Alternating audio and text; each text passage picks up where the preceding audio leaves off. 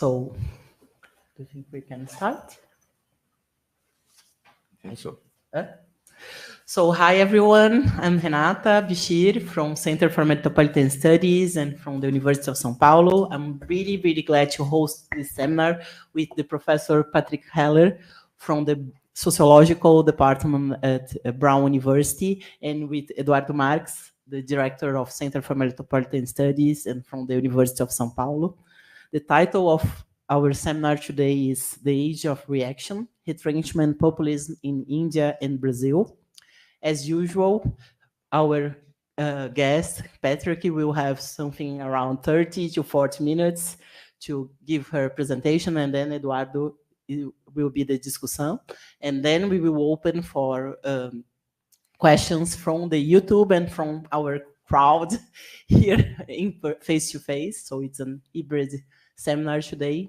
And Patrick, thank you very much. The floor is yours, and you can stand if you prefer.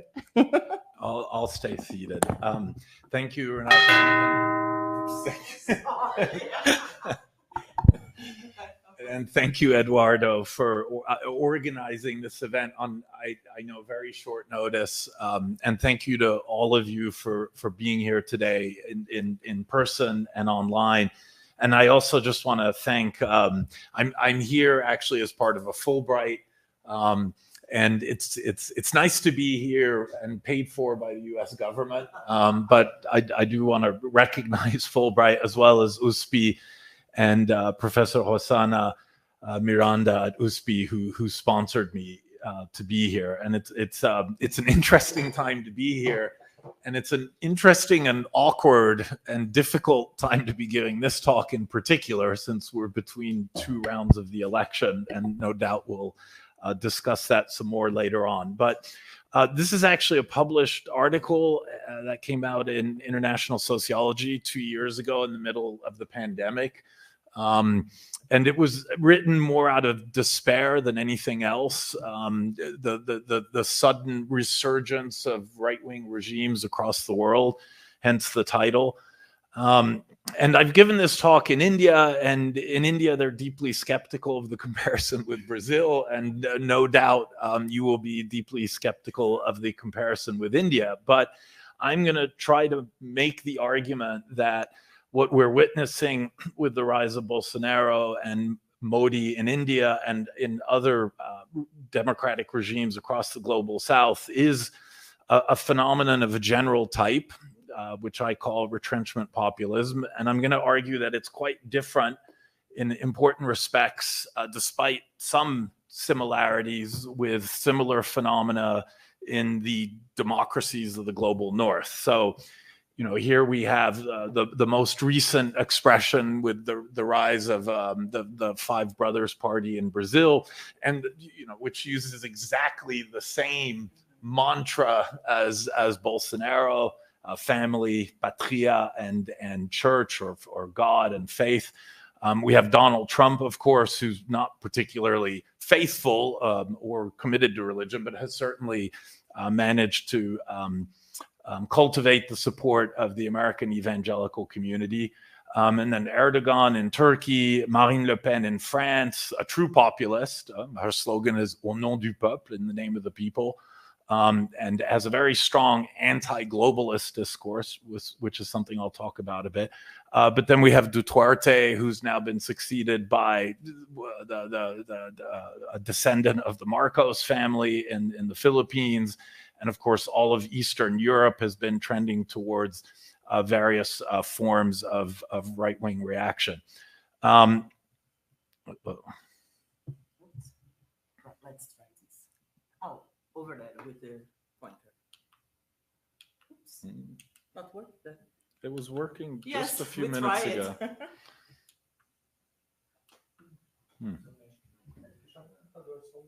A gente tentou e não funcionou. Okay. There we go. Okay. So Bolsonaro and Modi. Modi was elected first in 2016 and then recently reelected.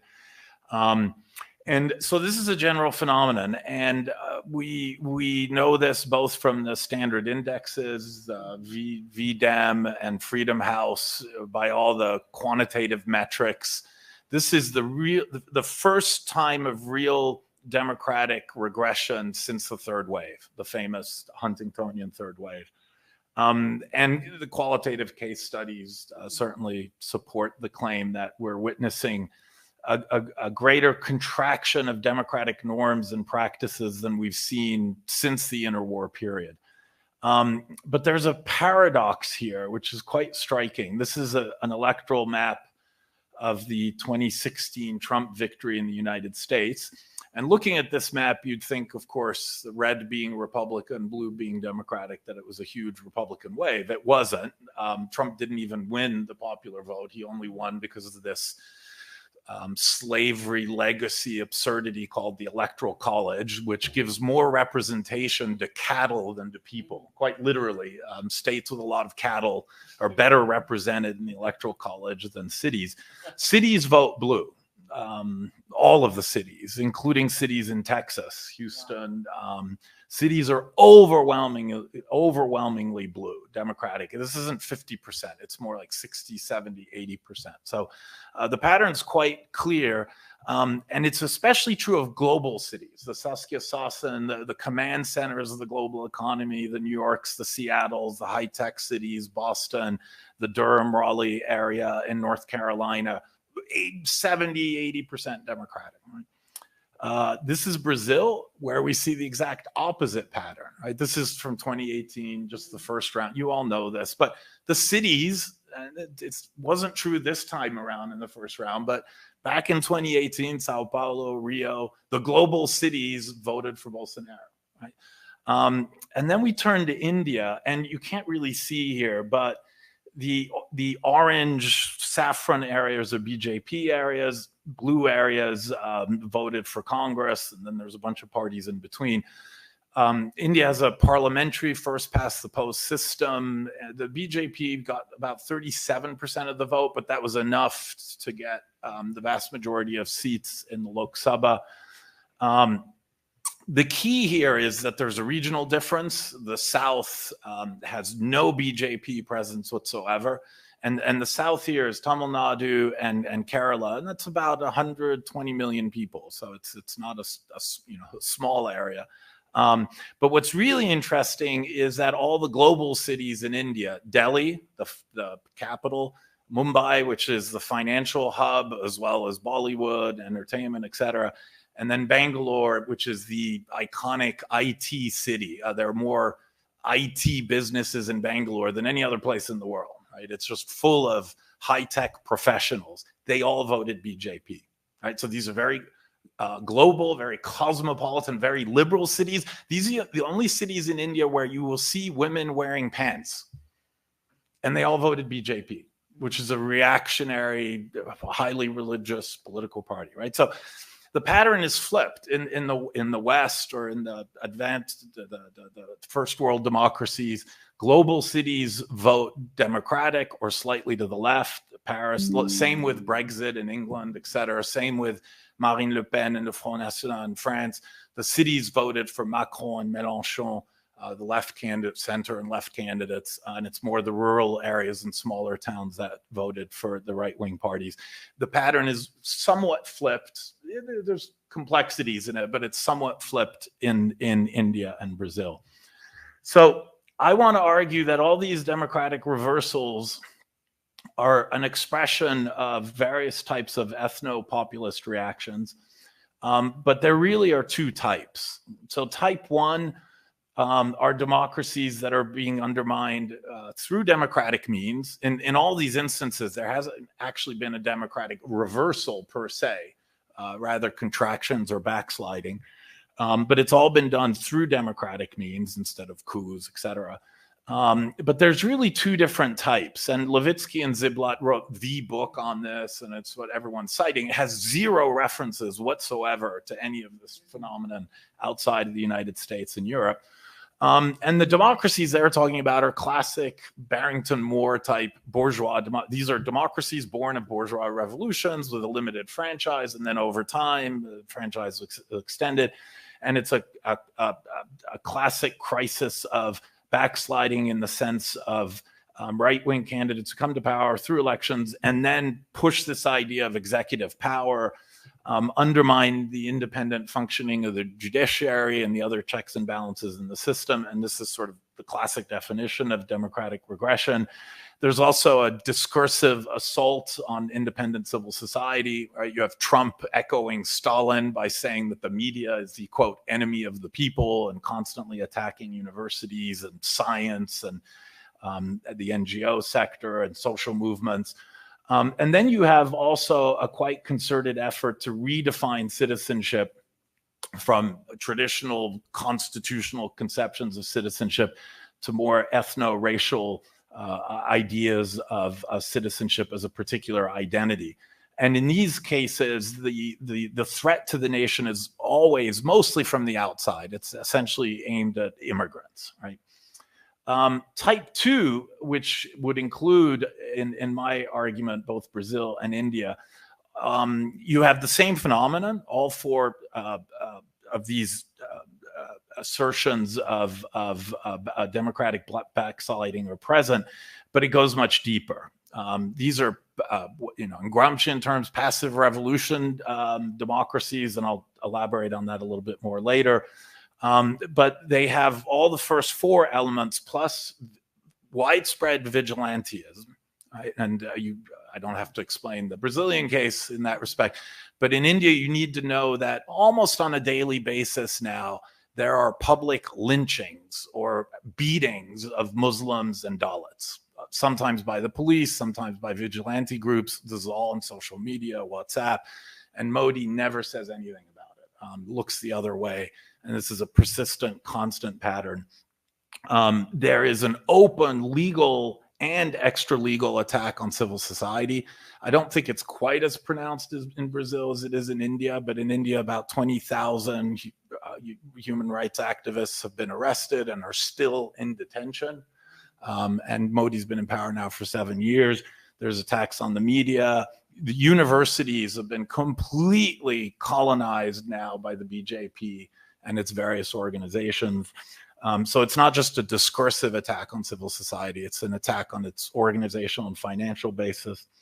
And again, there's this redefinition of citizenship, but the enemy, the other, is much more internal than external, as in the case of the OECD democracies. So what is the problem of the type 2 democracies?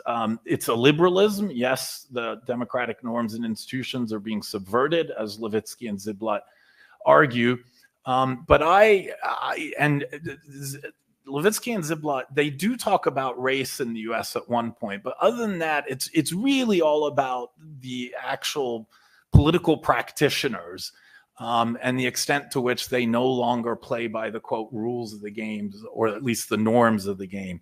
I want to argue, and this is the sociologists in me, no doubt, that reaction in type 2 democracies also reflects a fundamental reconfiguration of class forces, and more specifically, socio-class relations. Following Gramsci, every regime, or at least every relatively secure regime, is supported by a social bloc, some sort of class pacting. So beyond simple opportunistic electoral alignments, we actually see an alliance between different classes. The socio, for me, implies that it's not just material interests, but also identities that are being interlaced. And the bloc is centered around a dominant actor and then subordinate partners. And I'll elaborate on this a little bit later. And again, this is following Gramsci. The interests and the identities across these different class partners are, as Gramsci famously put it, concretely coordinated. They are also, by the same token, unstable. And I'll come back to that at the very end of the talk. So what do I mean by populism? And I don't want to spend too much time on this because I know there's a huge literature and big debates. And obviously here we're talking about right-wing populism. And I think, you know, Bolsonaro and Modi are personifications of right-wing populism, strong, muscular leaders who present themselves as visionaries, as plebeians who came from the periphery of the political system. Modi comes from Gujarat. He's the first prime minister in India who's not from the UP or Bihar. He's very much an outsider. He's actually lower caste, and I'll elaborate on the whole caste equation in a moment. He's the first lower caste prime minister in Indian history. They represent themselves as the people. They personify the people, and if you are the people, you don't need institutions, you don't need civil society, and you don't have to connect through associations or party structures. You connect directly, right? And this is done increasingly through social media. And Bolsonaro has an impressive social media machinery. The machinery that Modi has makes Bolsonaro's operation in social media look amateurish. If you tweet against Modi, I can tell you within an hour you've got thousands of tweets against you. I mean, they have whole operation centers full of IT people, sort of constantly doing social media for Modi and the BJP. The people, and the key to populism is always a definition of a constructed definition of the people, which is juxtaposed to the other. You know, the other in Brazil has become this kind of, all-encompassing term of banditos, and it encompasses the so-called communists and intellectuals, gays, feminists. In India, it's Muslims. It's a Hindu majoritarian party who've othered Muslims. And bear in mind that there's 200 million Muslims in India. This is the third largest Muslim country in the world. And the BJP has been using the term urban Naxalites. And the Naxalite rebellion happened in the 60s. It was a Maoist rebellion. It's been dead for 40, 50 years. I mean, there's some residual conflict in some of the tribal areas in India. But basically all lefty intellectual human rights types have been branded as urban Naxalites and are often arrested under various national security laws that are meant to address terrorism, but have been used to repress civil society. That's the populism part. The retrenchment part, as the term implies, has a cultural dimension of closure. And this is a term that Habermas coined back in 2001. But it's the idea of, when threatened by various phenomena, the reaction is to assert a singular identity and to invest in a core identity.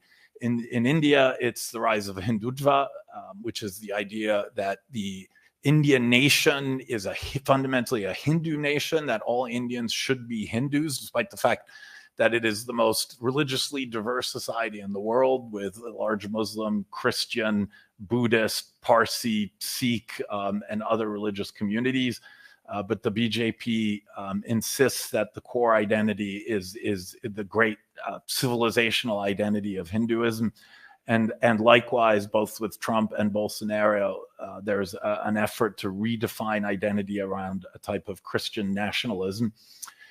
There are efforts to reaffirm the traditional social order, again, patria, family, faith, etc. There's also a shift in social policy, and in particular welfare policy in India specifically, and this is the language they use, from welfare as entitlement, welfare is rooted in basic rights as a social right, to welfare as a form of personal empowerment. And I think there's a very similar discursive shift that's happened in Brazil. And that welfare is essentially meant to be targeted to those who, quote, deserve it, but also to those who are willing to help themselves, right? And again, this idea of empowerment. And then finally, the element of vigilantism, which is quite specific to both cases. So how do we explain the rise of retrenchment populism? And I'm arguing, and Marco Garrido has made a similar argument about the Philippines. Others have argued something along these lines about Erdogan in Turkey. But if retrenchment populism is happening across so many different regimes, across so many different countries, and if it has a parallel version, if not as deep or as threatening to democracy in the global north, what's the thing in common, right? And the only thing that's possibly in common is something about globalization.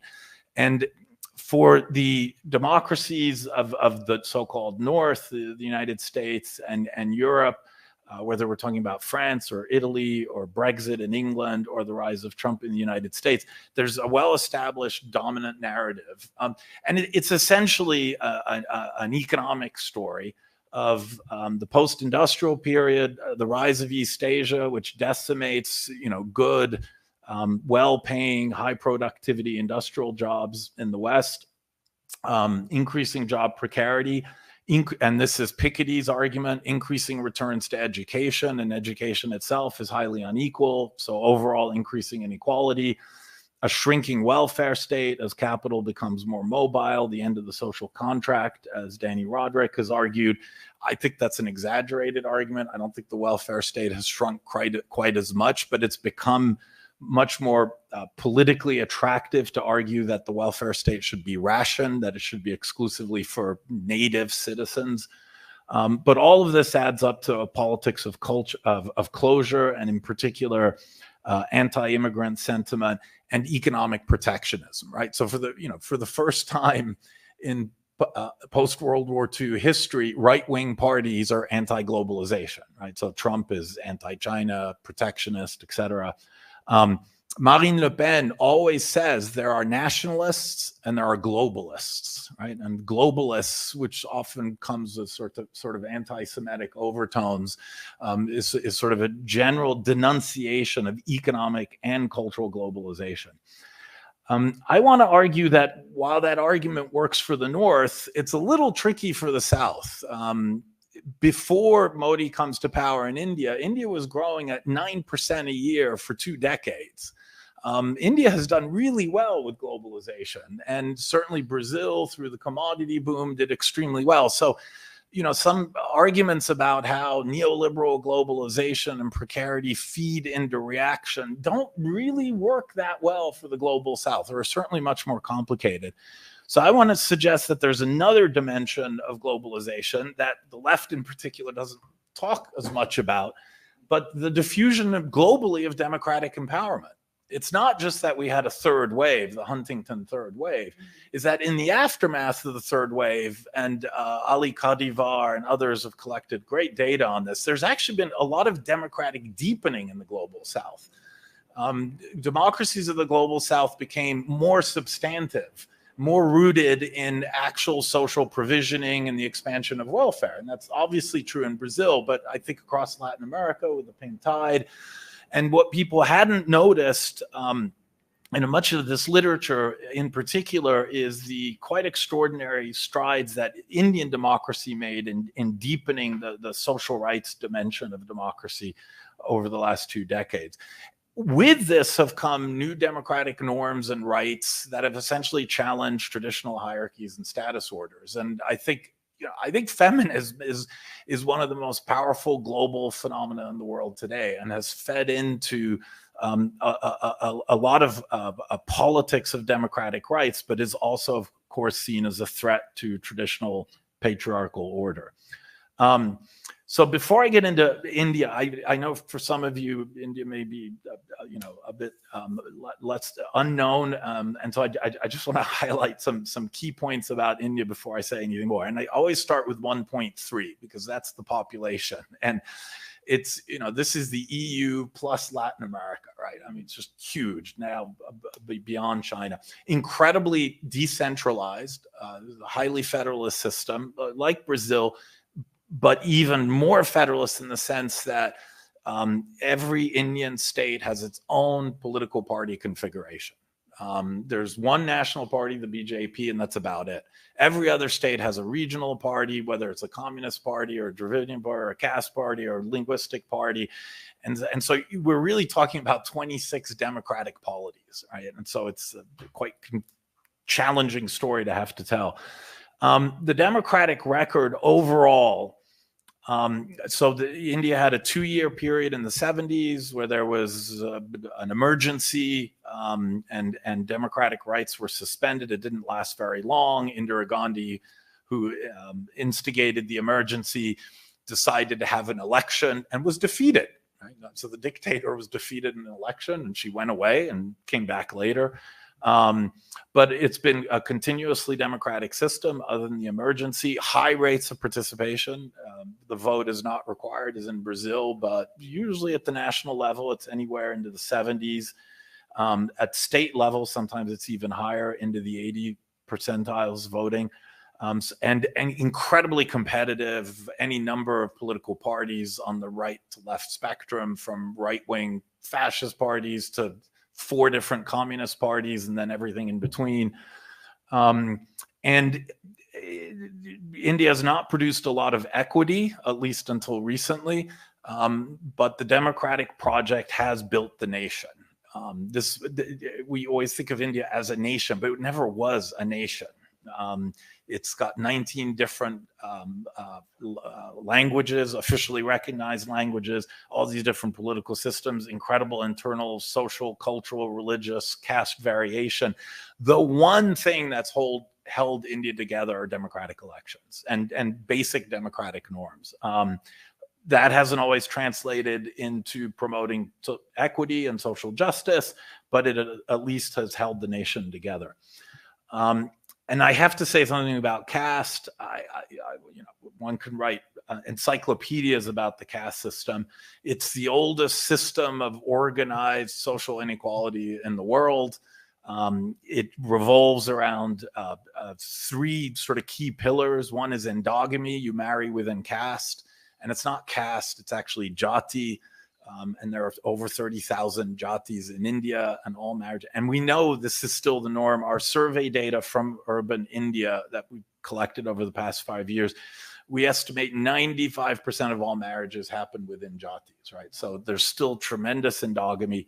There are these religious and ritualized practices of pollution. Brahmins will not come into contact with untouchables. That's why they're called untouchables. We now call them Dalits. But even to this day, lots of upper caste families will not dine with lower caste people, will not have their food cooked by lower caste people, their hair cut by lower caste people, etc. And there's still a division of laborers.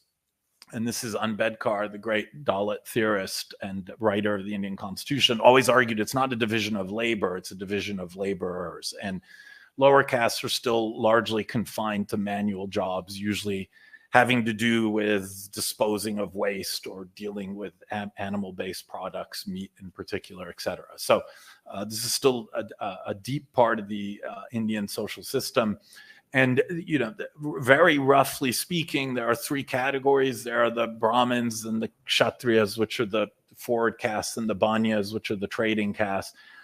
OBC is a key term. And I want to explain it. Indians love these acronyms, but OBC is other backward castes, which is anything that's not forward caste and that's not untouchable. So it's a huge middle category. It was constructed. It's a constructed category. It's for affirmative action purposes, but it's become a sort of political rallying point for the middle caste. And then at the bottom, you have Dalits, the former untouchables, about 12% of the population. You have Adivasis, who are tribal indigenous communities outside of the Hindu caste system. They're also about, nobody really knows, but probably 12 to 13%. And then you have Muslims, who are also between 12 and so roughly a third of the population are Dalits, Adivasis, and Muslims. So completely excluded social categories. So that's the general backdrop. This is the RSS. The RSS is arguably the largest civil society organization in the world. It's a paramilitary organization for Hindu men. Women can't join. It's a cultural association, but that also trains young men in martial arts. India doesn't really have guns. It's hard to explain. Even the police don't have guns, but they do a lot of martial arts training. If you wake up early in the morning in any Indian city, you can see them marching around and practicing their various martial arts. And they wear these uniforms, which are old British colonial uniforms, which is, which tells you a lot. But anyways, the man in the middle is Modi himself. He joined the RSS when he was 6 years old. 6 million cadres, right? So incredibly well organized across the country, not so much in the South, but throughout the North and the middle of the country. And the RSS is the organizational basis of the BJP. So I want to summarize the basic coalitions that brought Modi and Bolsonaro to power. And this is just based off of electoral data, the standard survey data you get from Datafolha and the equivalents in India.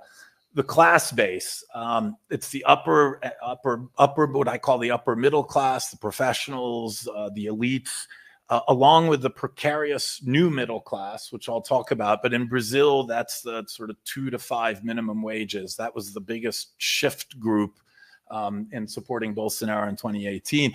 Now, of course, working class or poor people also voted for Bolsonaro.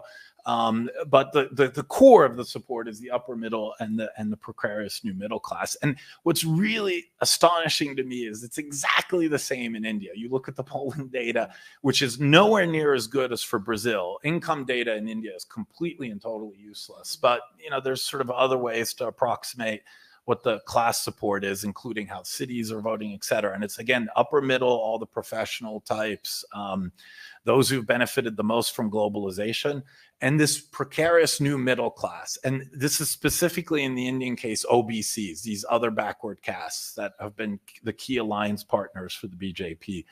There's a status group identity dimension to this. In Brazil, it has to do with race, and I put European-ish because there's so many different categorizations in Brazil, but the South-North divide makes it fairly obvious, and some of the polling data does show that whites are more likely to support Bolsonaro than African descendants.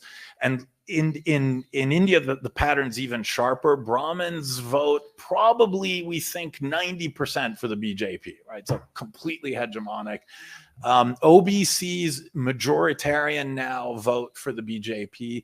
Even Dalits, the lowest category, now voting for the BJP. And the reason Dalits vote for the BJP is because they're not Muslim, right? And this is how the BJP is. It's historically a Brahmin party, so its problem is getting the support of OBCs and the Dalits. And the way it's done that, of course, is by demonizing Muslims, right? So you may not be a Brahmin, and we're still a Brahmin party, but at least you're not a Muslim, right? And this is the sort of classic Du Boisian argument. Du Bois made this argument in post-Civil War in the United States. Why did poor whites vote with the old plantation oligarchy? The old plantation oligarchy exploited poor whites as well as slaves. So why didn't the whites align with the slaves? Well, Du Bois said, and he called it the psychological wages of being white, that you may be lower class and you may be exploited, but at least you're white. At least you have the status privilege of being white. And Dalits have the status privilege of being Hindus. They're not Muslims, right? So it's a similar logic. Religion plays a huge role, the rise of evangelicals in Brazil, and the rise of Brahminical Hinduism in India. And I have to explain this a little bit. Hinduism is the most decentralized religion in the world. There's no pope, there's no church, there's no hierarchy. Everyone has their own little gods or goddesses. Every temple is different. Every village, it's Ganesh here and it's Shiva there, and it's all, very eclectic, etc. But of course, the priesthood remains drawn exclusively from the Brahmin caste, and what the BJP has essentially tried to do is standardize, homogenize, and nationalize Hinduism, right? And they, in particular, through educational reform. So now they teach this in schools. This is Hinduism, right? And it's the Brahminical version of Hinduism they teach, not the Dalit or the OBC version. So there's been an effort to, much as with the evangelicals, to this isn't a word, but to transform religion into an ideology, right?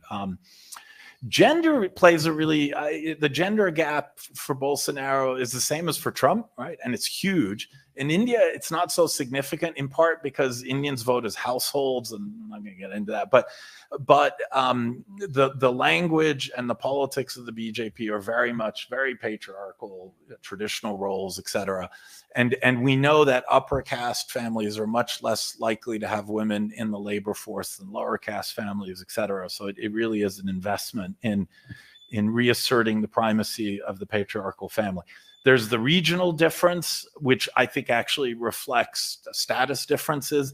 The South in India does not vote for the BJP. And the reason is straightforward and purely historical. The South had anti-Brahminical movements back in the 1940s and 50s. So they broke with the logic of caste. And I would actually go so far as to argue that the south of India, in particular Kerala, states of Kerala and Tamil Nadu, look a lot like Brazil did in the Pitte years. And which is why there's still a lot of entrenched and effective resistance to the BJP. Education is a really interesting one. The support for Bolsonaro and the support for Modi, on average, comes from people with above average education.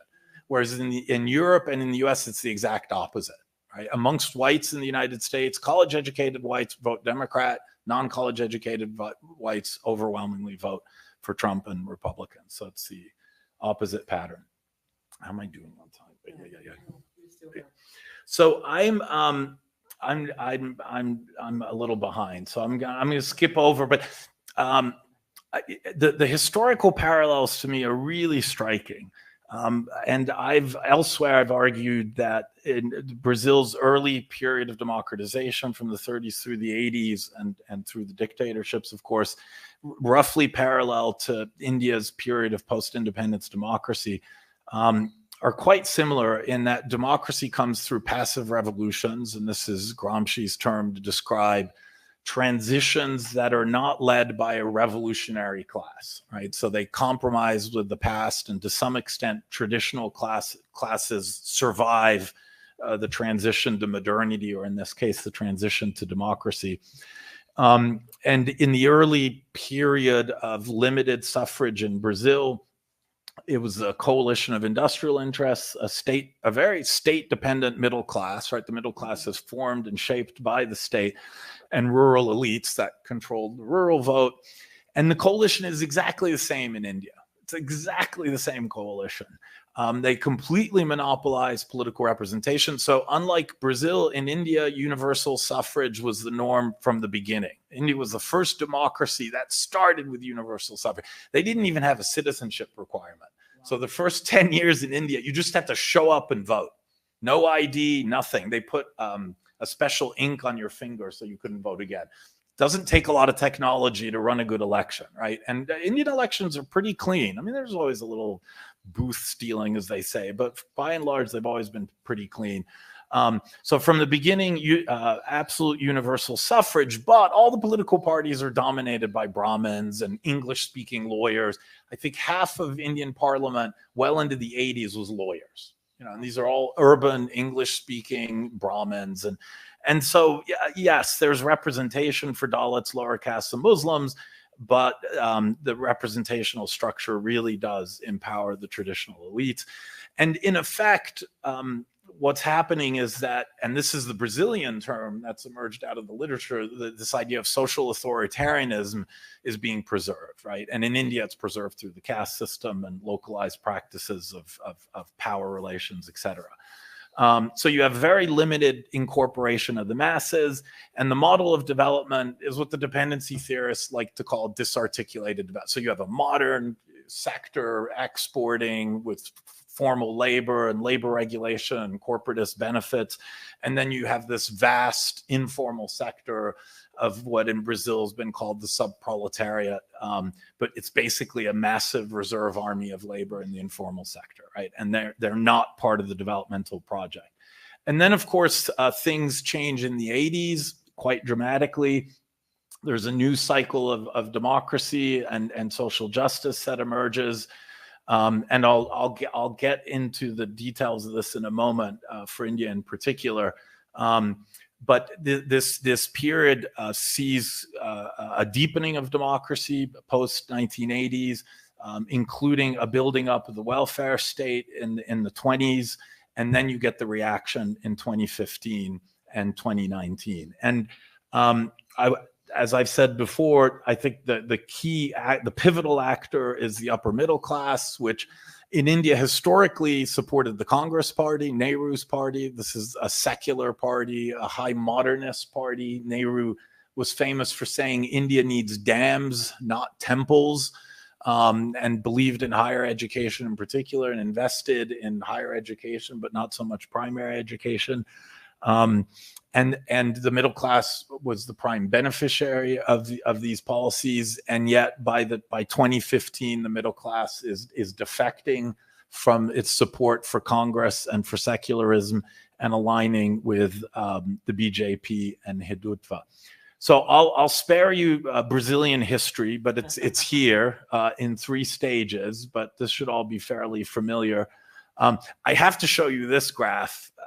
Unfortunately, we don't have the equivalent for India, but I suspect it would not quite show anything this dramatic. And I apologize, this is a French source, but basically what it's showing is that during the PT years, the bottom 70 in Brazil saw their income rise significantly, as much as 38%, and this is the minimum wages, and it's Bolsa, and it's all these other policies. The upper middle class, which is the top 3 deciles, sees its income actually fall during this period. And then, as always, the 1% and the 0.1% get super rich, right? But this is quite dramatic. And I always want to show this slide because, this is also a period where we're all talking about neoliberalism and the hegemony of, and yet this is a period of really significant redistribution in Brazil in particular. It's not as dramatic in India, but something similar does happen in India. And then you get the backlash, et cetera. So what's the Indian story here? So as I said, through the 80s, you have a status quo. The Congress is the dominant party. It rules essentially through local political party bosses who are all upper castes or landlords or industrialists. But in the 80s, there's what's now called the second democratic upsurge. And you have the emergence of lower caste parties and regional parties that directly challenge the hegemony of the Congress. And then the Congress, of course, responds as any good party would respond to a populist challenge by trying to be more populist than the populace. And so the Congress starts making alliances with lower caste groups and bringing lower caste political actors into the party. And as a result, the Brahmins, the elites within the Congress, defect to the BJP. And the real trigger is when OBC parties who've come to power in India introduce reservations. And reservations is the Indian term for affirmative action. The universities are all Brahmin. They're all Brahmin. And they make them a lot less Brahmin. And you get a bunch of OBCs, even some Dalits entering the universities. And that's when the middle class goes crazy and joins the BJP. And I think the parallel with Brazil is really obvious here. Right? And this really gets to the core of middle class identity. Famously in Brazil, the line about, the airports looking like bus stations. They say exactly the same thing in India. Oh, now there's Dalits everywhere. A Brahmin can't even go to the mall now because maybe there's some Dalits, and the same, the neighborhoods, the universities, the airports, these institutions that were monopolized, were the exclusive property of the status elites, have now been opened up, right? And that really drives the reaction. But in the middle of all this, a very bizarre coalition of what's left of the Congress, a bunch of lefty parties and some of the regional parties come to power in 2004. And in 10 years, they do more to build up the Indian welfare state that's been done in the previous 60 years. The right to food is passed as legislation. Everyone now has the right to 2,000 calories a day, free food subsidized across the country. The right to work, there's in rural areas in India, anyone can get 100 days of paid employment through government. Right. And this is the largest anti-poverty program in history. It's massive infrastructure, huge expenditures. It's the Indian equivalent of Bolsa Familia, but it's for rural areas, which is 2/3 of the population. And anyone can access it. And then the right to education.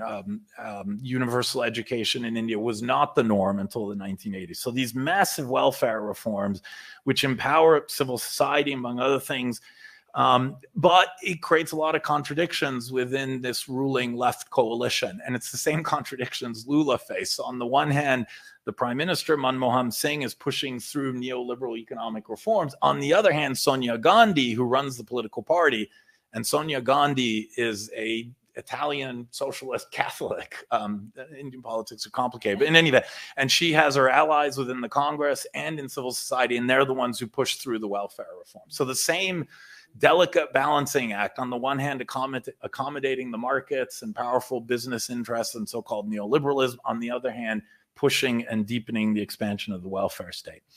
And that's where the reaction comes from. So as I'm running out of time, I just want to sort of summarize the argument as I've developed it so far, and then I'll just close with a few comments about where we might be headed. So again, the social bloc is the upper middle class, this neo middle class. These are those who sort of benefited from the growth, the sustained growth, and the expansion of public services and public education in this left period. And of course, when the crisis hits, whether it's the economic crisis in Brazil or when the government, the left government in India falls apart in 2014, this neo-middle class has a choice. Do I stay in solidarity with the left coalition, or do I hitch my fortunes to the upper middle class? And most of them shift towards the upper middle class, creating the electoral alignment that allows Bolsonaro and Modi, respectively, to come to power. And there's a social dimension to all this: whites and race in Brazil, and then forward caste, OBC, and those Dalits who are upwardly mobile. And there's the Dalit community itself is highly differentiated, and those who benefited from affirmative action have generally sided with the BJP. Those who are still manual laborers in agriculture still vote for Congress or regional parties. The economic project, and I want to underscore this because one of the things that's really striking about Modi and Bolsonaro is that they are equally incoherent when it comes to their economic projects. I know we love to tag them as neoliberal, this or that, but it's more, on the one hand, crony capitalism, really catering to the support of a few select powerful corporate actors, not the business class as a whole. And India is particularly bad in this respect. I mean, there are literally two families that now dominate the Indian economy, and they're both closely tied to Modi. And then on the other hand, this kind of celebration of heroic entrepreneurialism, right? The gospel of prosperity and the evangelicals.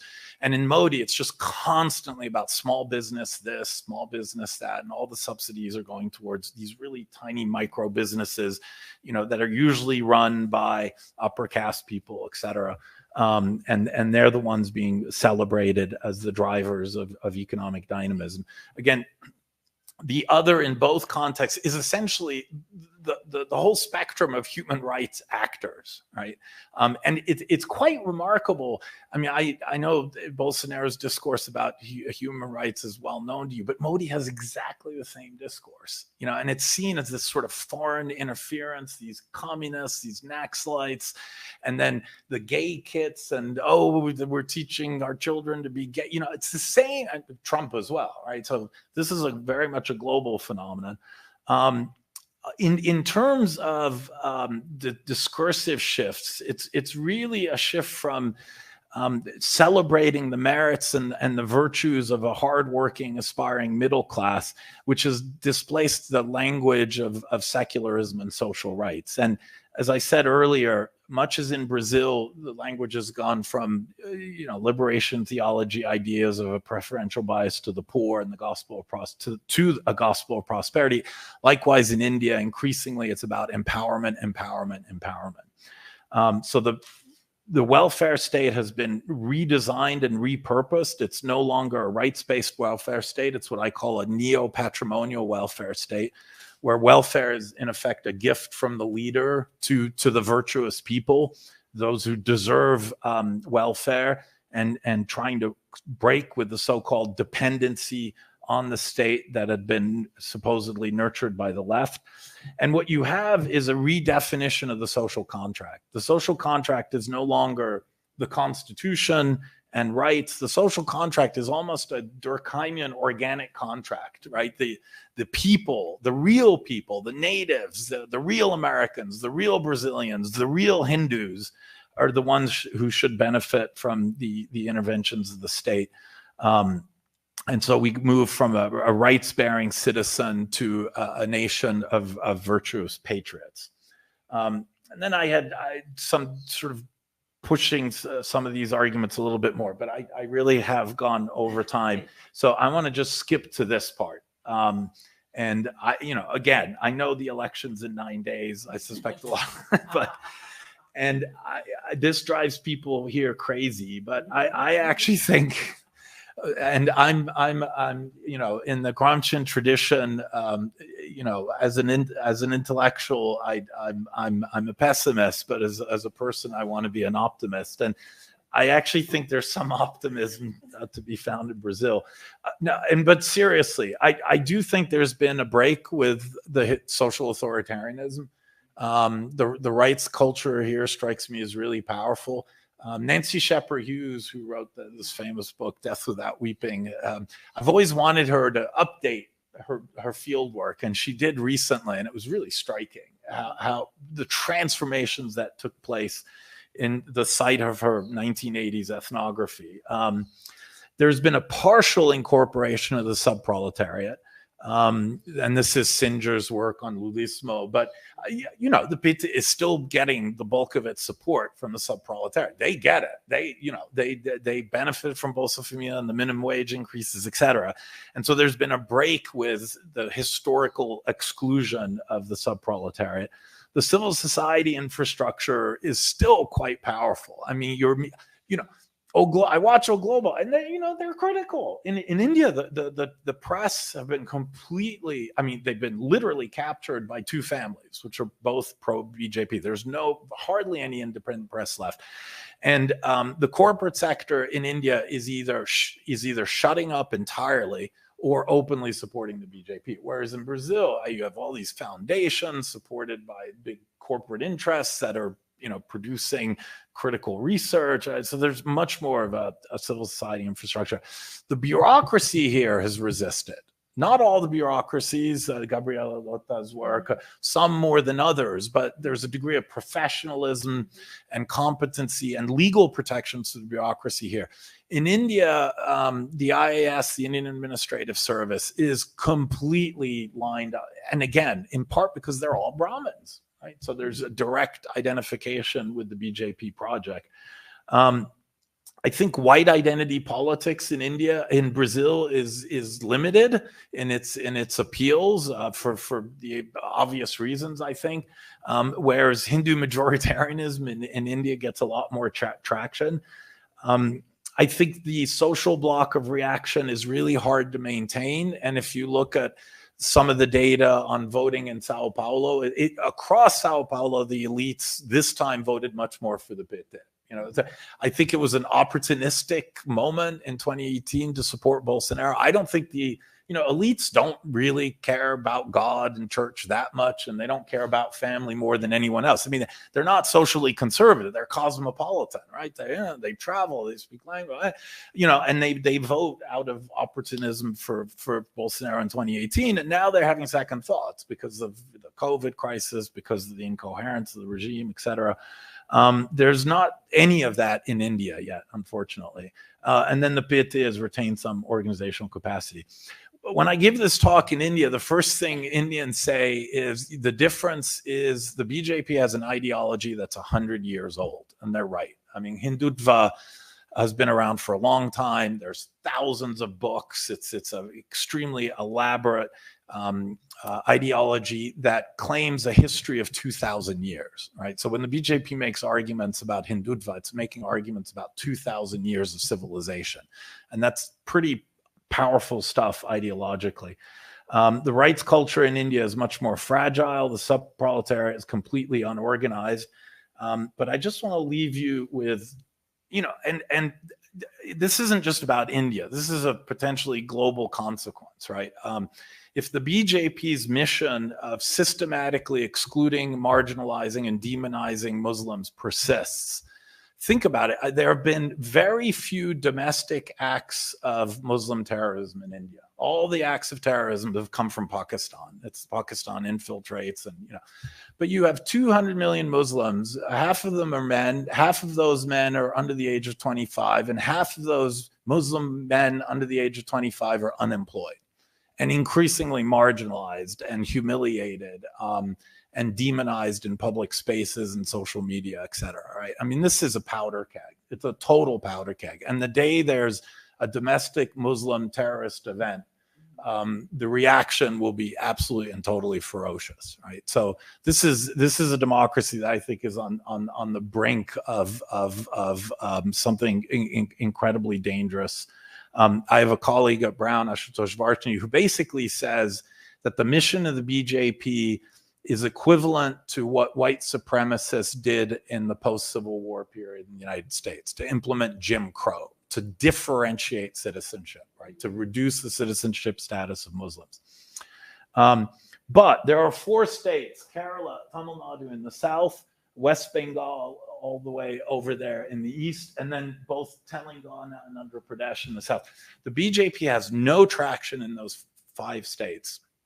Used to be 4, they split. And what's super interesting about these 5 states is that they've all developed their own regional welfare systems. So there's a lot of split voting in India. So people will vote for Modi at the center, but often will vote for the regional party, even if the BJP is competing locally.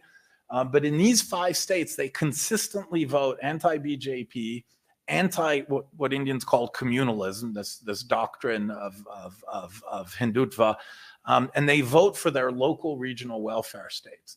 In other words, those regions of India where democracy has been deepened, where there's been more attention to social justice and social development and to addressing the inequities of caste and class, are places that are quite resilient to the appeals of the BJP, right?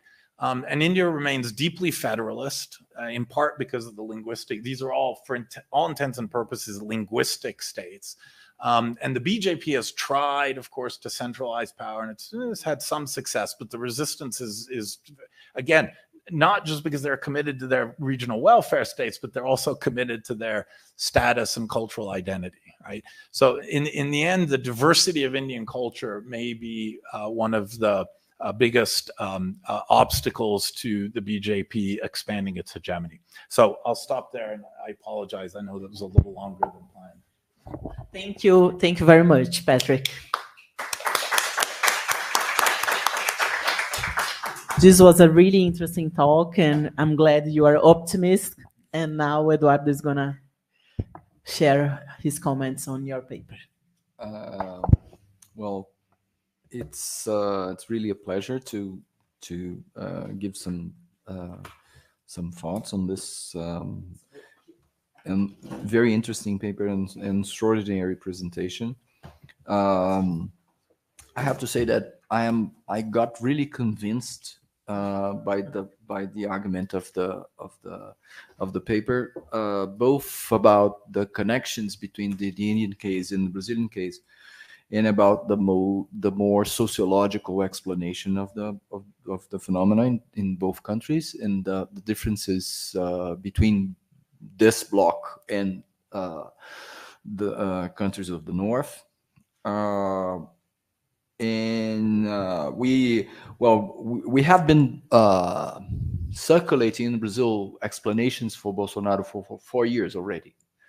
Most of them were political science based, and I think your explanation fits very well what's going on in the election. Actually, we have been sharing explanations based on the stabbing, on the absence to the discussions on TV, and to specific events, and maybe losing the bigger picture, which is sociological and which was behind and below everything. And it has been hard, I think, for Brazilians, for progressive Brazilians to get to this understanding that actually you have a large chunk of the population which is prone to this project. So I got convinced, but I have some details of the explanation are not really or are more weaker or less clear for me. So I really agree with the core idea of the existence of a kind of class coalition between the upper classes, which were against redistribution, and this appears in a lot of different points in time in recent Brazilian history. In a coalition between this upper middle classes and elites with some parts of the middle classes, and there was a big discussion in Brazil about the middle classes and the new middle classes, and they were in the first moment object of a lot of research by economists. You just showed Morgan's graph, and the economists really did a good job explaining how inequality was falling, but was not exactly falling as the first analysis suggested and everything. But the middle classes stayed really badly defined. And then there were some analysis, more sociological analysis. The best one is, or the most developed one is, was done by Adalberto Cardoso and Edmond Pretessay. It's a book. Unfortunately, it's only in Portuguese, I think, about the middle classes. They really show that there's a split. Well, the middle, the title of the book is in plural, middle classes, and because they say that it's a kind of really heterogeneous social group, and there's at least two middle classes, middle classes with different political behavior. A part of one of them is Bolsonarista from the start, most conservative, and the low middle class joined this. The lower middle classes were the ones that were benefited by social programs, and this is where I am not completely convinced just with the danger motivation. These guys are really well, everybody is in danger in Brazil recently by different reasons, but I'm not really convinced that these guys are exactly joined the Bolsonaro game and are still in the Bolsonaro game now, in the Bolsonaro team now, just due to the feeling of danger. And I think in this part, other elements of your explanation about India fit in Brazilian case and could contribute to the Brazilian case. I think Bolsonaro is really has really a fractured public image, and I think Modi does the same thing, and they feed this fractal figure that is at the same time very violent and very a strong defender of the family and everything.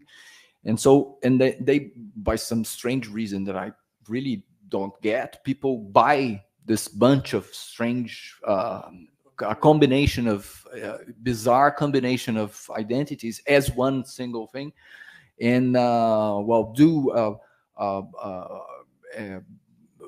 look at the parts of the figure that they don't like with a blind eye, turning a blind eye to those, and vice versa. So there's something which motivates people to do this, and I think in the low middle classes, maybe the thing is the defense of the family.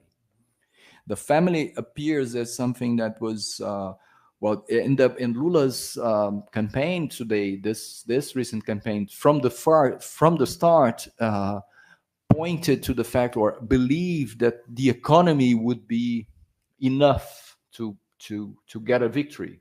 So it was poverty. It would be poverty, unemployment, the fact that life was better during the Lula period and everything, but there was something that I think was missing, and this was associated to the defense of the family. The defense of the family brings a lot of stuff which is all the time mobilized by these political projects, and is not associated to the class alignment. It's something that comes from, I don't know, culture or something like that.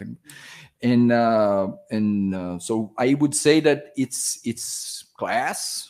It's class coalition, but it's a class coalition that, depending on the part of the social group, other things are mobilized, and family is really something that was really important. So this was my first point. My second point is that I'm really convinced. I was convinced by the argument of the paper, as I said, and also by what's happening in the election, that there are sociological things behind this whole situation. And but I would say that political institutions are still important to understand. So I would say that two elements are not really highlighted in the Brazilian case here, and I think they are important. They were important and are still important. First, the political parties, and the structure of the Brazilian party system, and how the center at one point decided to play out of the fair game book. And they did this. PSDB has a absolute role on this, because they had the feeling that they were going to be defeated again and again and again by PT, because they lost completely the connection that they had. They never had a connection, real connection, social connection in civil society, but they for historical reasons developed one in the 90s.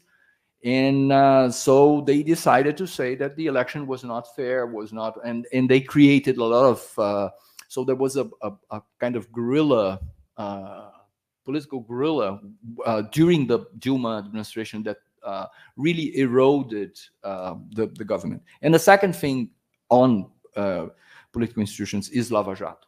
I think Lava Jato in your paper has a small part, and Lava Jato has a huge importance, and an importance that is twofold. First, a causal effect. Lula could be the candidate at the other election and was not. So there's a concrete effect. But also a broader effect, I think, that is still in place today, which is giving a moral argument to the coalition, to this coalition against PT, against redistribution, actually, and hiding the aristocratical or elitist claims behind moral arguments about corruption and things like that. So I think Lava Jato was important. And the media was really instrumental in this also. The media is all the time pressuring Lula now at this election, saying that Lula has to be how to say this? No. To say I was guilty because thank you. Produce some self-criticism about corruption during the PT era, but the media has to do a very strong self-criticism about how they demonized politics with the Lava Jato, together with Lava Jato, and they created Lava Jato myths, and Bolsonaro became one of those. Well, these things are not really do not really challenge your explanation, but I think they nuance a little bit. And just to close, I think the feeling I have is that we are. I agree also with this last explanation, although I don't know almost anything about India. I've been twice there as a visitor, but although I think India is really, really an interesting place, and I'm really curious about how things happen there. But I was convinced with this optimistic part of the comparison, saying that in Brazil the situation is less controlled or completely gained by the right, by the extreme right. But I have the feeling that we are at the edge of this point, of this element. We are at the point in which a second term for Bolsonaro, in the second term for Bolsonaro, the institutions will not hold anymore. The media will not be as pluralistic as it is, because you have global, but you also have several Pentecostal evangelical channels that are TV channels that are really growing. So the tendency is that you will have a much less pluralistic media, and civil society will really be I don't know, choked in a sense. So I think this moment is really a crucial moment in Brazilian history. But thanks a lot. It was really, really good. Thank you, Edu. Would you like to reply now, or should we collect? Because we have some questions.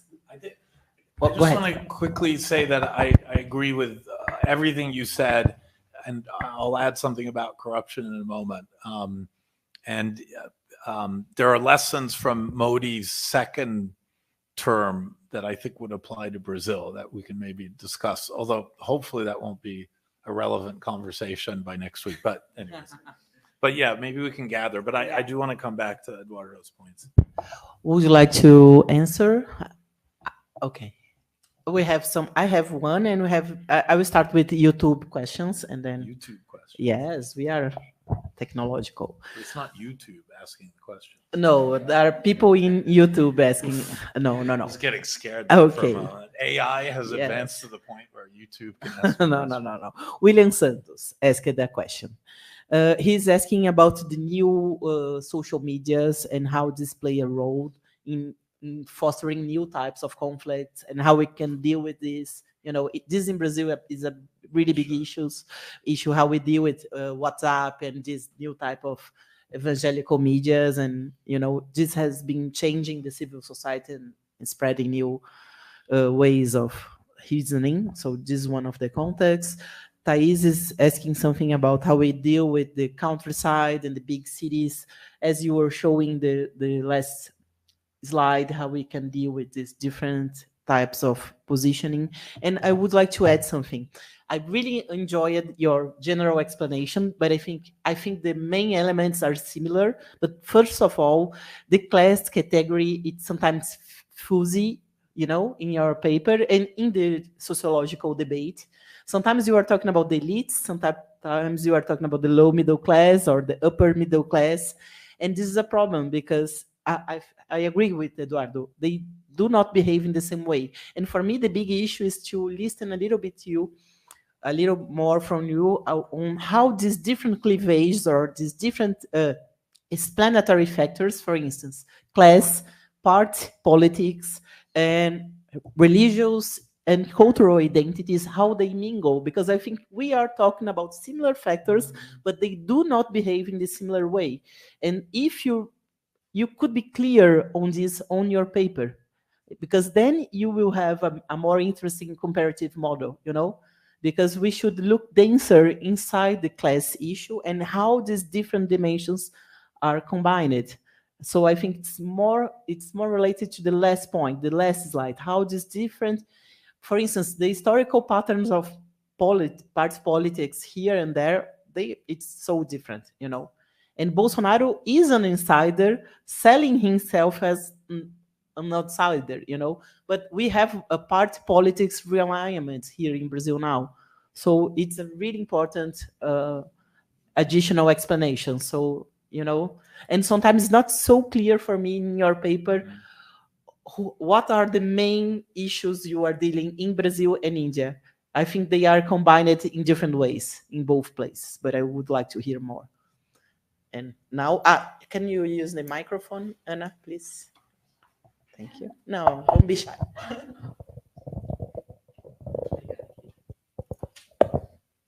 So thank you, Patrick, for your presentation and for the paper as well. I'd like to explore, of course, the religious field and the comparison between both countries. The first thing is about the categories mobilized by Bolsonaro to mobilize evangelical groups in Brazil, like Eduardo mentioned, the family, gender ideology, and abortion as well. And I would like to know what are the categories mobilized by Modi in the case of India, and if these categories mobilize in those people there. So the second question is about poor people voting for these parties in Brazil and India, and the role of, in Brazil, we know the role of evangelical groups voting for Bolsonaro. It's important. Evangelical groups play an important role to convince poor people to vote for Bolsonaro. You saw this in Templo de Salomão. So I'd like to know if anything similar happens in India as well. And my third question, I don't know if it makes sense, but I was thinking about that in Brazil, the other, as you mentioned, are bandidos, communists, gays, feminists, while in India, the other is especially a minority religious, the Muslims. And I was thinking if, is it an important difference, and what are the consequences of it to India? So thank you very much.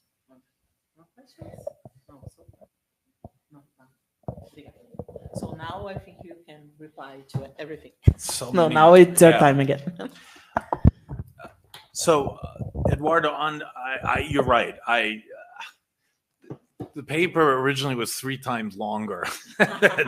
There's this 10,000 stupid word limit, which is probably not that stupid, actually. But in any event, and I should have talked more about corruption. The only point I'd make, there's 2 points on corruption that I want to make. So one is, even if Bolsonaro didn't win the election, there's still something we have to explain, right? And, we're all focused on elections because they're these crucial contingent moments, and either, it's as Luxembourg used to say, it's, barbarism, it's socialism or barbarism, right? And so we all feel it acutely, and election days produce tons of great data and maps, and we can analyze. Yeah. But the fact is, whether Trump wins or Modi wins or Bolsonaro wins, there's 30-40% of the population that is, rooted in this, what we're calling reaction or conservatism. I actually think it's more reaction, but in any event, and especially to us as secular cosmopolitan intellectuals, this is stunning, right?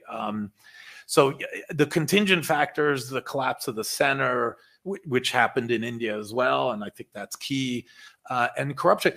The 2015 Modi election comes exactly a year after the anti-corruption movement was in every city, in every street in India. And just like in Brazil, it started with the left and it got captured by the right. And it generated this narrative of deep corruption. Now, that narrative was actually really true for the Congress Party. The Congress Party had no discipline, no program. It was just a coalition of rent-seeking opportunists, of slightly to the left of the center. But the parallel with the corruption scandal in Brazil is that given the nature of the political institutions and the need to, quote, buy votes and build coalitions, there's a kind of built-in tendency towards this kind of institutionalized corruption that, when exposed, of course, does tremendous damage to the reputation of the party. So, but there's no doubt that corruption has been weaponized by the media and the middle class as an attack on the left. So I totally agree with that point. And the point about family, I couldn't agree more. I think I do a better job of this in the paper than in the talk. In the talk, I went a little too fast, but I want to insist that this isn't just about class, it's about status hierarchies as well. And as I skipped over this slide, but for me, class has to be experienced, right? A class is a structure. It does not come with an instruction manual, right? And the instruction manual is culture. And by culture, I don't mean art and, I mean scripts, how people interpret the world, how they give meaning to the world. And they give meaning even to class through their status position in society, whether it's race, whether it's religion, caste in the Indian case. And especially in, I hate to say global South versus global North, because you always run the risk of falling to the trap of modernization theory, et cetera. But Chuck Tilley said a long time ago that, deepening democracy is about shifting trust from networks to institutions.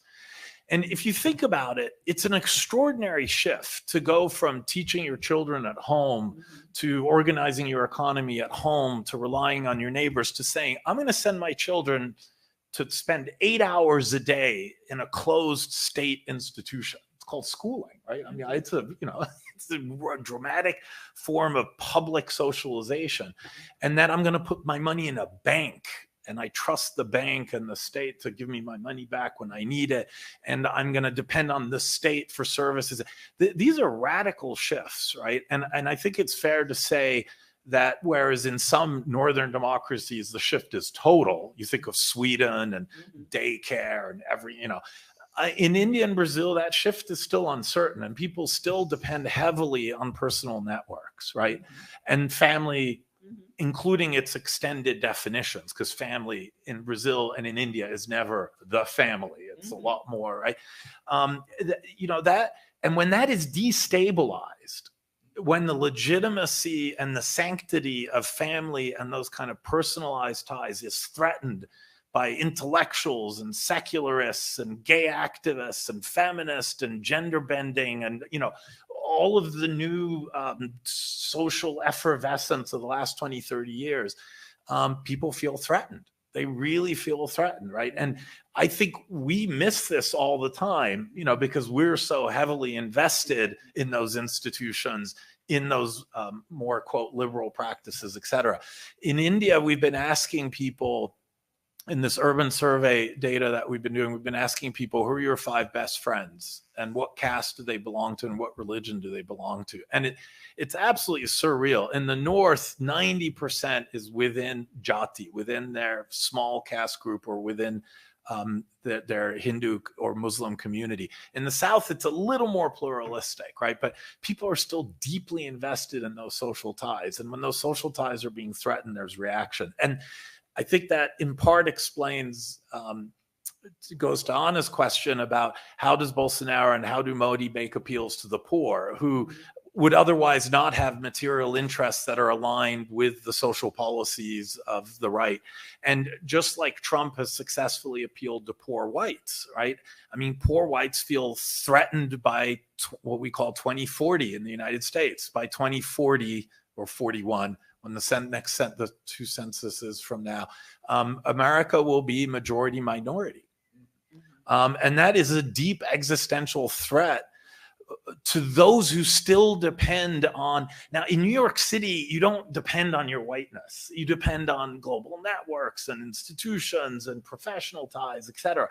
But if you live in rural Mississippi, you're where you get your housing and your education and your jobs is through your networks of white privilege, right? And so Obama was an existential threat to those identities, much like Lula and the left in India, to the extent that it was in power, was a threat to those traditional identities. So yeah, we and the larger question you're asking is, how do we reconcile class analysis with status analysis? And Bourdieu had this great line. He said, we don't need a sociology of class struggle. We need a sociology of class striving. That people are not struggling in the traditional sense over the expropriation of their labor, although that's still a very real source of conflict and struggle. But a lot of the struggles are for recognition and of being acknowledged and being able to give yourself meaning and sense in life, et cetera.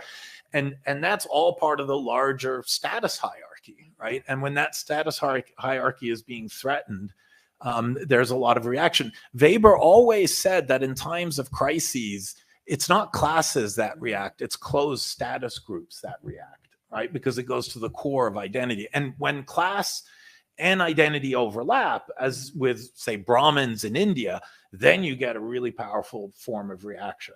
But I also think it's unstable because the OBCs in India or the neo-middle class in Brazil, the populists promise a lot.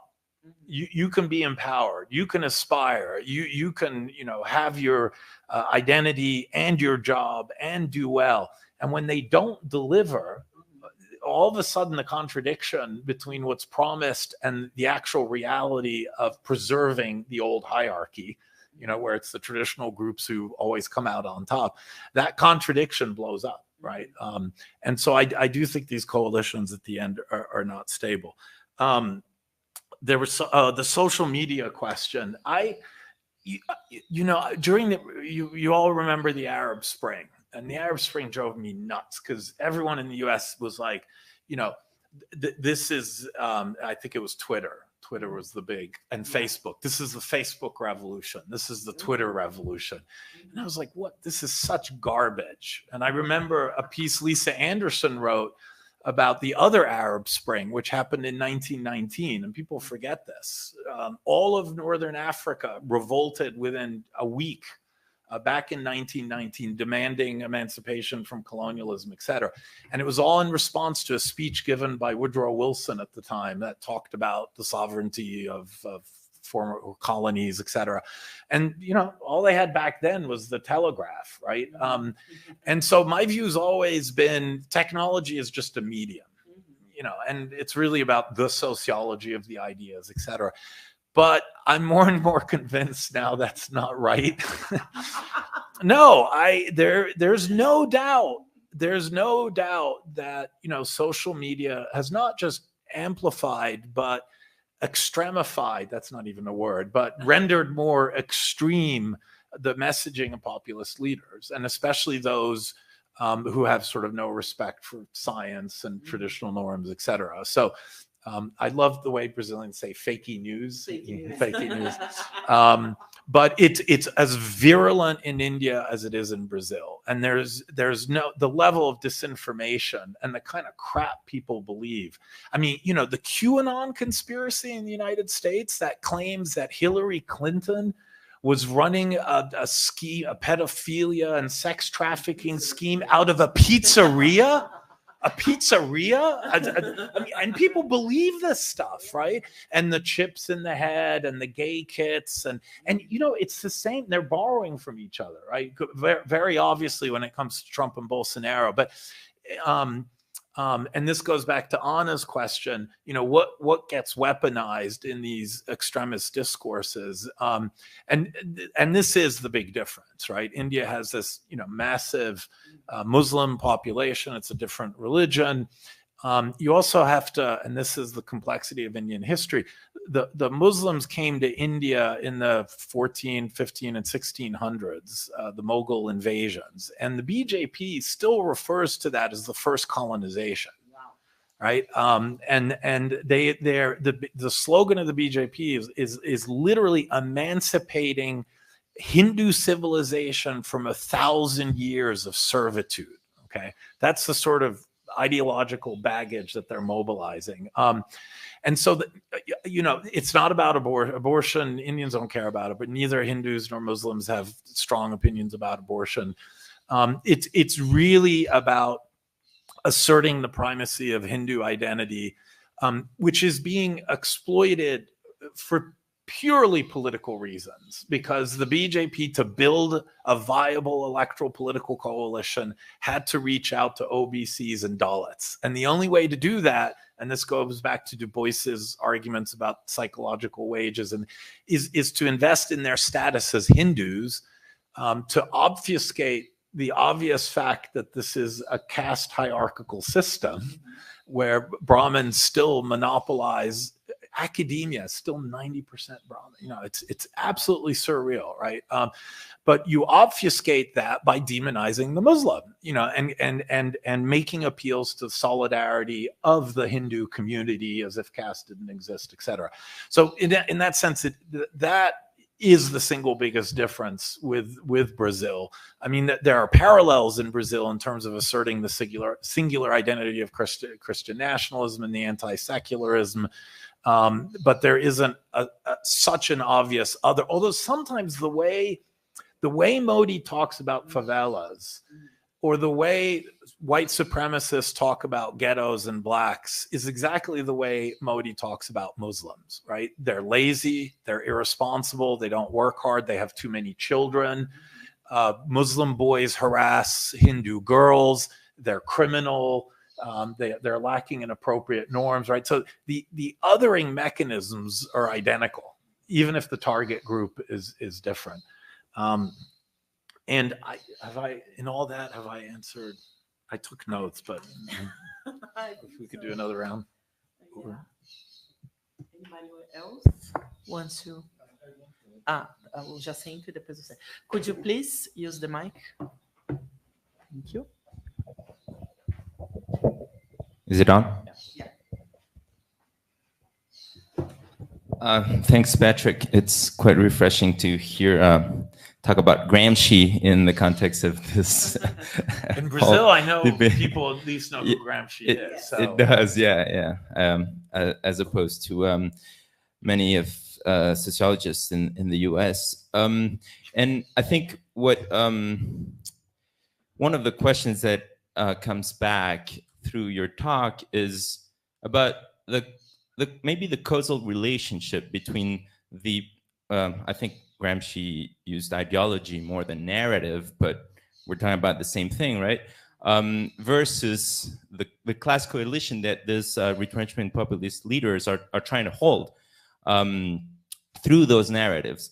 And the first thing about the narrative is that, and it echoes a bit the point that Eduardo was making, is that it is fragmented. Like there's no, maybe in India, it has more coherence because it rests on historical tradition and religion, whereas here you can't even really tell beyond the nation and the family what else gives it some kind of coherence, and it feels very opportunistic. Like the positions that the leader will take will serve whatever electoral needs he has at the time, right? And cater to different publics, and those, there will be a lot of contradictions, which also applies to Trump, by the way. But that fact suggests that the narrative is not the primary force here, that there are, on the one hand, political interests, for sure, like party and personal, like political career, if you want to call it that, but also that the underlying economics are still, in a way, still have precedence over those issues, values, debates, whatever. And in that regard, I do feel that the parallel between Brazil and India may be a bit of a stretch when it comes to the class dynamics that preceded the election of Modi and Bolsonaro, because the graph that you showed for Brazil, I would be really curious to see what it looks like in India, but I'm pretty sure that beyond whatever causes Sonia Gandhi had embraced, the politics of redistribution under Singh were very different from what the PT did, and that there's resentment at the base on the economics, on the like social access to services, may have been brewing in a way that in Brazil only happened after the crisis or during the Dilma years, once the boom was over, and where the narrative of Lava Jato became very instrumental at mobilizing those emotions and those views. So could you elaborate a little bit on those underlying dynamics, inequality dynamics in India? Thank you, Jacinto. Eduardo has another question, and Actually, it's not a question, 2 comments. One thing that I forgot to mention was something that came to my mind reading the article, is that not only the Brazilian and the Indian case are close, but I think at least in one dimension, Brazil recently became more similar to India, is associated with the dislocation of political conflict in Brazil. We had lynchings, but they were not associated to politics. We had I don't know, peasant leaders killed by rural elites during elections, but actually it was not the election that produced the thing. Was the land conflict that appeared during the election, and then the guy was killed. Today, in this election, we had a lot of people being killed, stabbed, killed with guns and everything, because they were wearing PT or Bolsonaro t-shirts. Yep. So it's a kind of, and this makes the situation even worse than what it was before, and seems to resonates a little bit the contentious identities of political conflict that Terrell, Tilly, and McAdam say that precede some kind of political violence on the street. And the second comment is about the digital thing. I'm also a person that resisted a lot of accepting the difference that was the media produced, and I think the media produced. But I think that I agree that the media produced a difference, important difference, because it decontextualizes everything, and it allows the construction and the maintenance of these fractured public images, in which the guy appears as a complete angel for one people and audience, and with a machine gun to the other audience, and to with a banker to the liberal, the economic liberals and things like that. Justice. Anybody else? I would like to add only one comment. Could you please talk a little bit more about welfare retrenchment in India? Because here I think we have more complex patterns. For sure, we have welfare retrenchment when we are discussing these policy dismantling issues. But I think that regarding credit claiming and blame avoidance issues from these populist leaders, I think it's more tricky, and I would like to hear from. Can you elaborate on that point? Yes, because for instance, Bolsonaro has increased the Auxílio Brasil, and Sure. and we have a bureaucrat resistance here, so it's more complicated than that. And there are poor beneficiaries voting for these guys. Yeah. So how we can deal with all these patterns?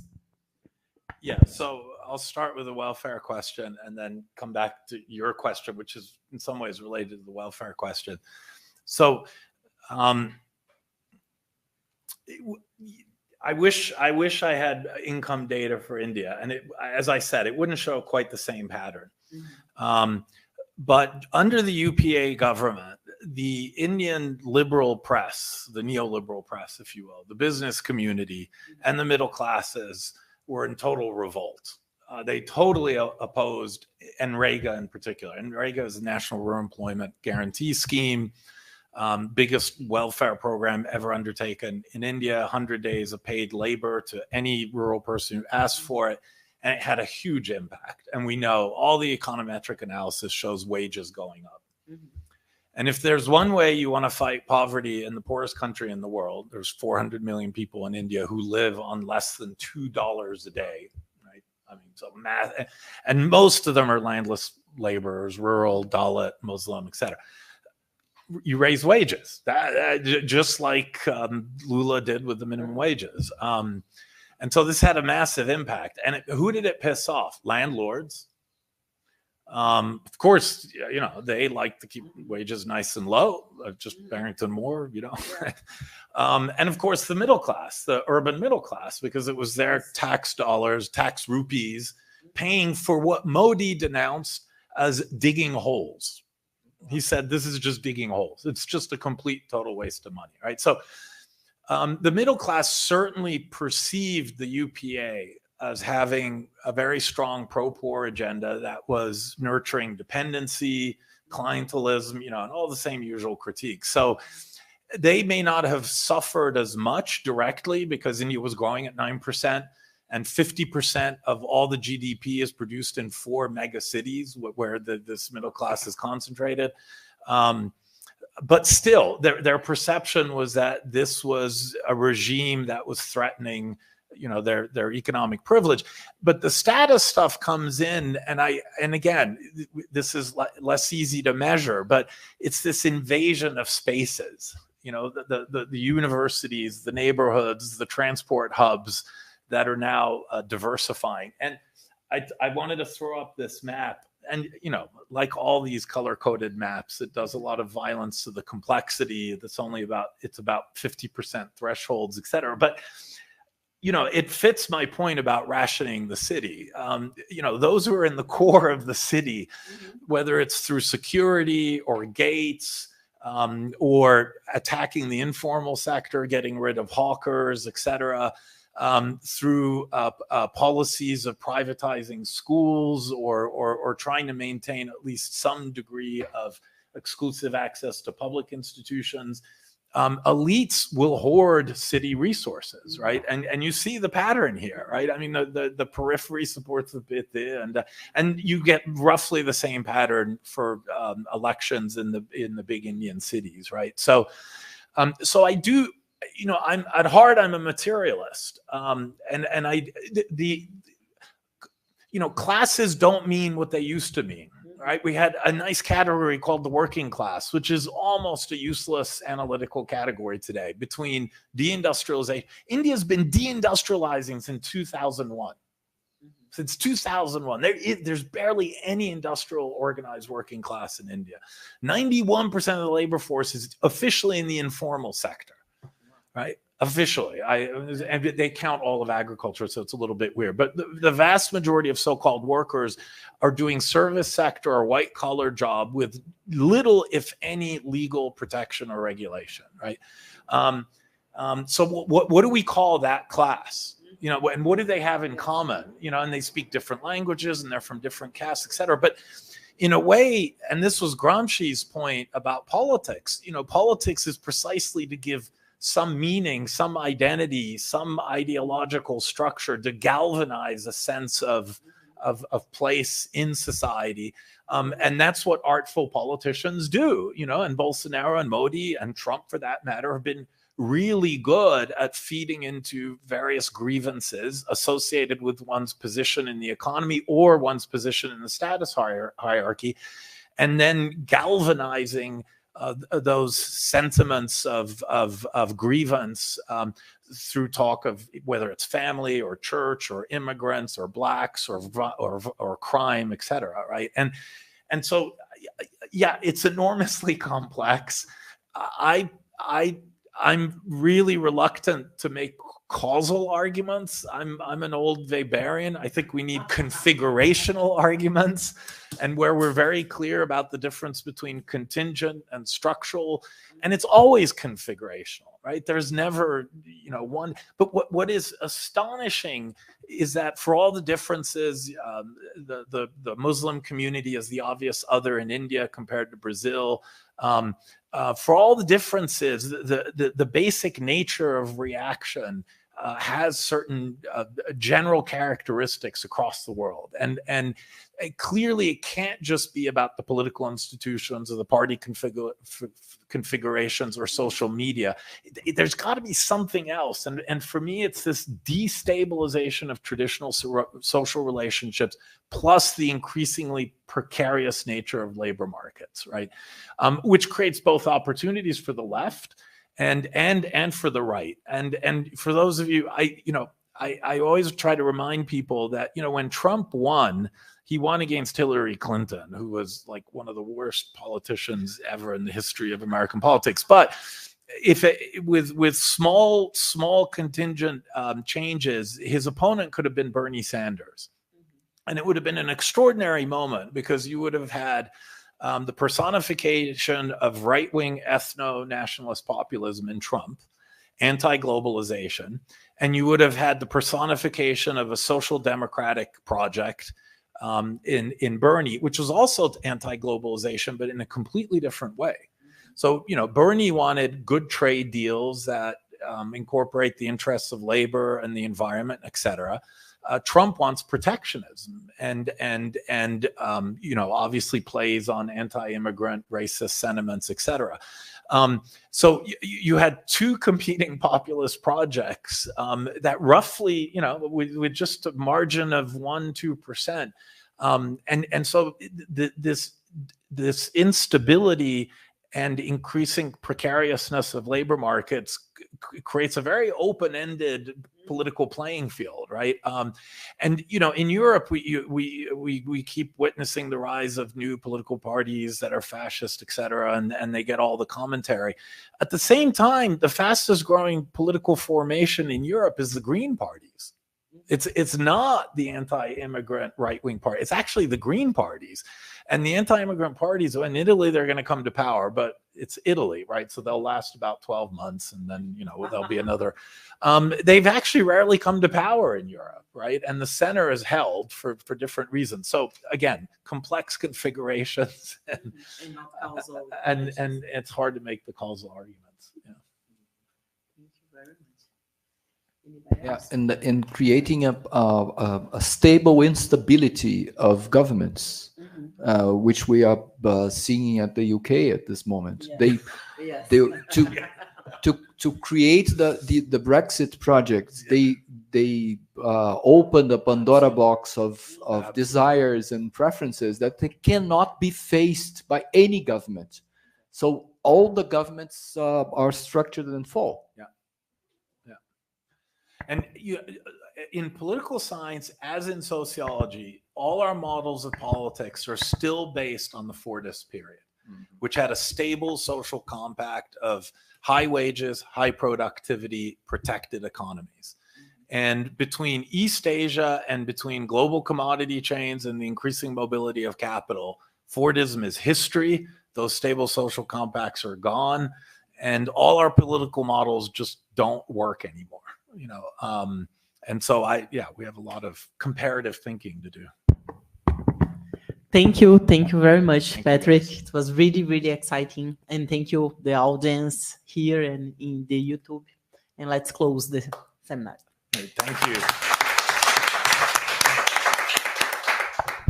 It's also a matter of belonging. Yeah. Oh, totally. I was remaining Taria's arguments. What belonging means for different. Yeah. This is really interesting, and I love configuration explanations.